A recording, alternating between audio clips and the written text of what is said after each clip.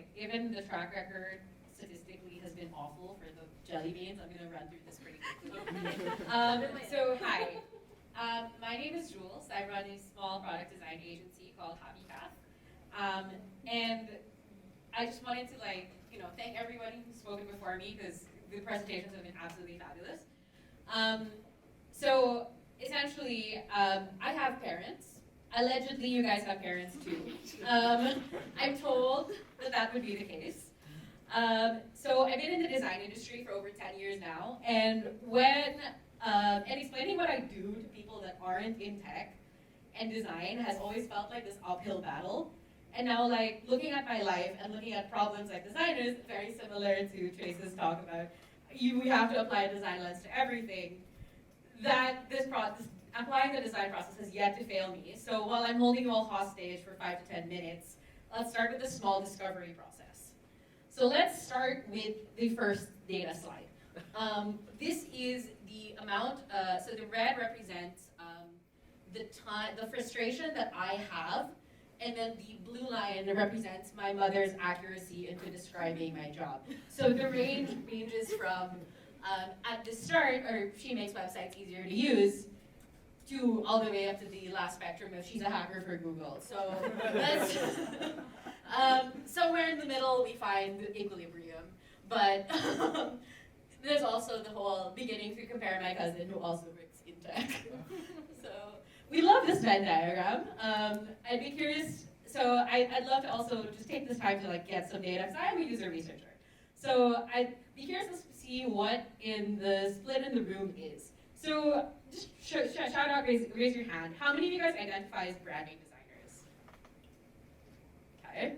Wow. Wow. Wow, interesting. How many of you guys identify as UI designers? Okay, UI people. How about UX? Product, digital, something in between, I don't even know anymore. Okay. How many of you guys identify as suffering? Okay, thank you. And I think the reason for our collective suffering is that there's a nebulousness in the roles that we fill. I actually really loved your talks. I think I was getting to that point as well, that each day can look drastically different from the last. So each design role feels like different because we're building different context. It always depends on whether or not the structure is this engineering or product culture, whether or not they use agile methods or waterfall, if you're an agency, in-house, freelancer, if you're fractional, whether or not you're B2B or B2C. And then when we go to a gathering, it can feel a little bit surprising when the jobs that we're always advocating for, it always just gets reduced to, taga-IT ka, di ba? So, there's always the temptation to go into the job description that you have. Like, all the talks about design not having a seat at the table have come to fruition, and now you're like, oh my god, it's my time to shine. But then we forget that when the person, what the person who's asking or who's having this conversation, they're not asking about our competency. They're not asking about how well we file Jira tickets or how awesome we are at Figma. What they're really asking is, kaya mo ba ayusin yung iPhone? And variants of, wala na akong storage, may bayo ba talaga itong iCloud? Alam mo ba yung Facebook password ko? Why will I know that, Lola? And then, paano ba ulit mag-load ng Gcash? I can't answer it. So it leaves me like this cat, just going okay, what you're trying to ask me and what's actually coming out isn't the case, right? And we know this when we do our usability tests, that what users mean and what they actually mean is sometimes two totally different things. So what I wanted to sort of address is this. It's that there's a tech gap. When we think about technology and the technology, adoption cycle, we're so far ahead, we're over here. So if you use Figma, you're further, right? And we design products for this little, maybe early adopters, early majority, but then there's this other half of the bell curve that we kind of completely forget about. And but they actually represent a majority of our customers. So how the heck did we get here? And it's mostly that people who build technology, your social circle is so biased because you are in this kind of split, right? You have your job in the industry that you're in. You have your peers and in your age group who are just generally more digitally native than those who are, those who are generally older than you. And then you have like a level of social media literacy and activity that, if you actually think about it, that actually biases the technology that you're familiar with. And when you go talk to people who aren't in tech, so I'm a big advocate of spend time with people who aren't in tech, because then you actually see that they have no clue what ChatGPT is, they have no clue what what AI could potentially even do. They don't even know what a Figma is. And I think that that's like really important consideration when we're designing. And so I love this XKCD comic that explains this very well.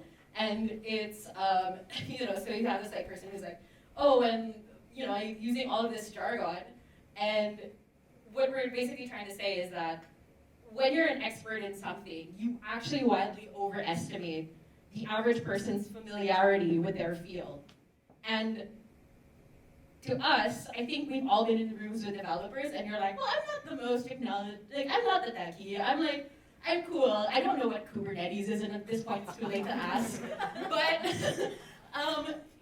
but then you go into non-tech circles, and you're like, oh my God, people here get frustrated with simple concepts like QR codes and OTPs and session durations. And then you're like, wait, who am I actually designing for, right? And I think that that's an important thing to know. So I think that's also, one of the big reasons also is why you should care, is that if you can't explain what you do to people, it's harder for people to give a fuck about what you do. And if you can't explain what value are you bringing to the table. And so I found this meme, which is pretty harsh, but kind of true.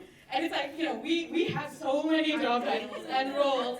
And, the HR person is just like, oh, I guess they kind of make stuff pretty, I guess. And you're like, but wait, no. And how do we prevent this? It's because we all are victim to this. So we sometimes forget that there is a process. It's great. We built this design system. We're just going to jump into high fidelity. Yeah, but okay, what about the rest of that discovery process, right? So I'd like to take this time to talk about how to talk to normal people and how to talk to stakeholders and how I guess to talk to your mom about UX. So if you are, talking to a normal person, you'd probably say something like, I study people struggling to use websites and apps, and I take notes. That I think is like a fair, a fair evaluation of something that we would say, I conduct usability research to identify friction points, right? Like that, we all understand what that is. But then there's that other point, which is you have stakeholders, people who are in business who don't actually care about how you get to that result. What they care about is this. I've uncovered pain points to boost conversion rates by 19%, and that generated 1.43 million in additional revenue. We need to learn how to talk like this to get taken more seriously.